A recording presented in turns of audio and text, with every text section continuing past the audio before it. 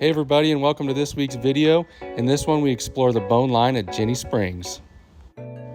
Right here, Emily, Seth, and I are headed down the spring run to drop in through the Devil's Eye and enter the cave. The visibility is actually pretty good today. Our last few visits to Ginnie Springs, the river was high, so it was a bit browned out at the top. We already have our guide line tied into the main line, so Emily's dropping in through the eye and we're getting the dive started. Here we're entering the gallery, pulling and gliding up to the top to get out of the flow.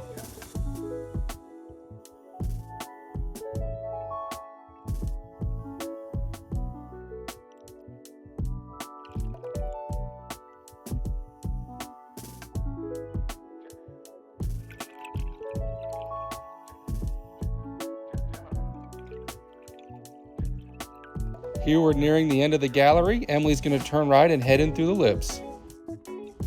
The lips are a pretty famous feature in the Devil's Cave system.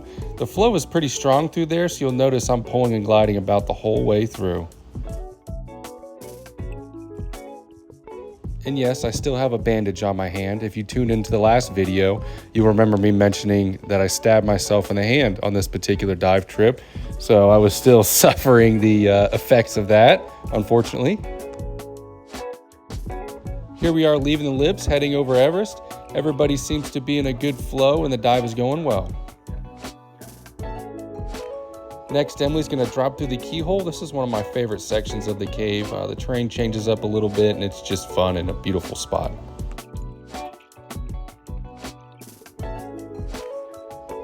Here we are at the bone line jump. Emily's going to tie in her finger spool and run it over to the bone line.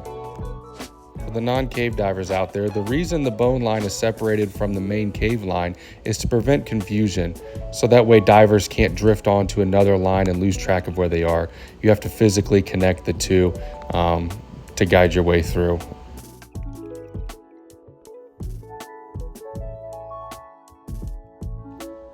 Here, Emily and I are still pulling and gliding. The flow is not nearly as bad through this section of the cave, but pulling and gliding for us helps keep our gas consumption down and our breathing and just overall working rate lower.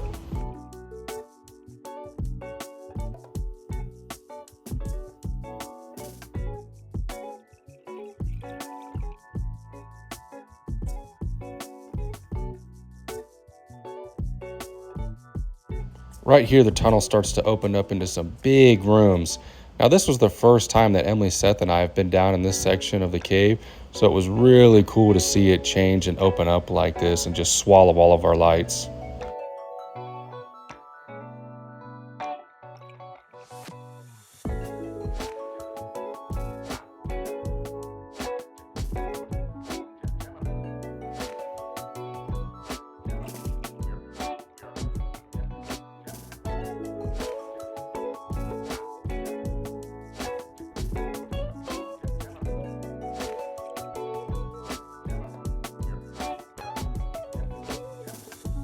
This part of the dive was really fun. I think everybody was kind of in a good flow, just cruising along, not rushing, really enjoying the dive, and those are always my favorite.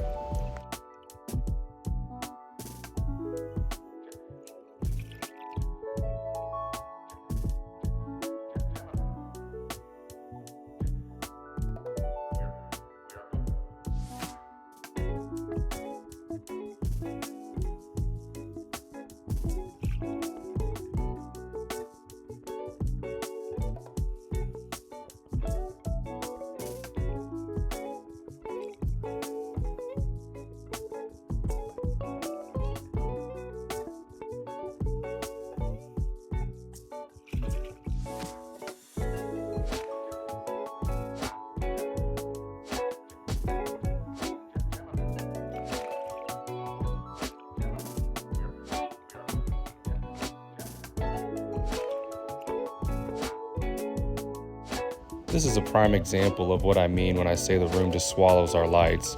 These are pretty powerful dive lights, and as I look to the right, you can't see the wall. So that's a pretty big room, and I don't know, I really enjoy when the cave opens up like that.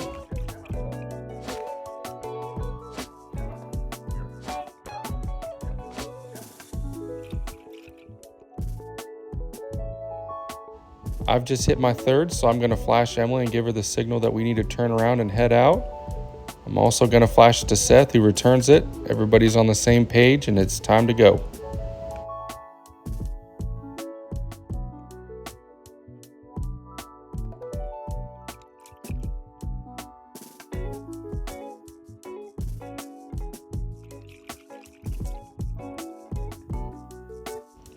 Now I'm about to bust out the GoPro. It takes better footage than my Paralens, so you got to take care of your boys and get some cool shots of them, you know?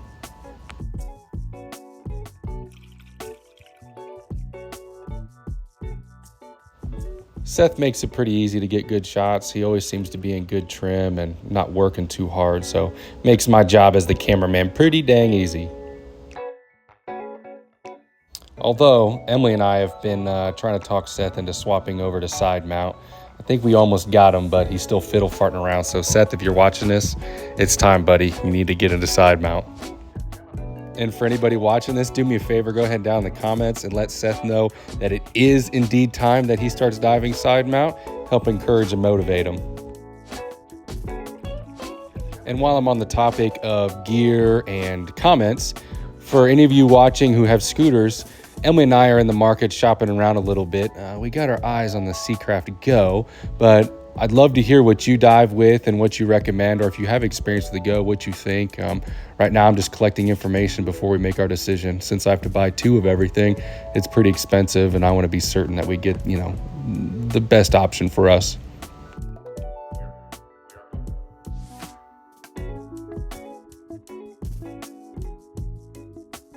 Anyways, back to the video. Here we are exiting the keyhole, heading over Everest. About to enter back through the lips. This part of the dive is always a lot more fun. We get to ride the flow and kind of just coast out, minimal effort, and just soak in the cave and its beauty.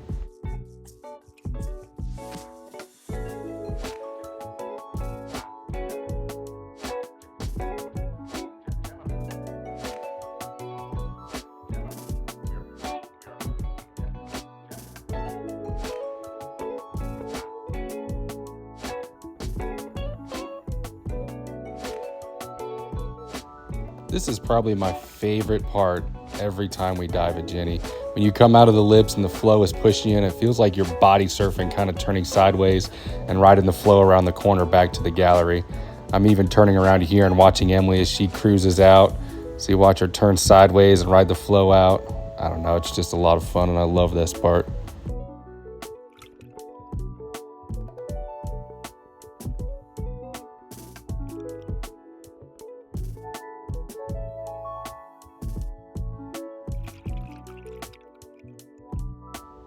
Well, everyone, that about does it for this video. I appreciate you tuning in and checking it out. I look forward to reading your comments, and thanks again for watching. Until next time.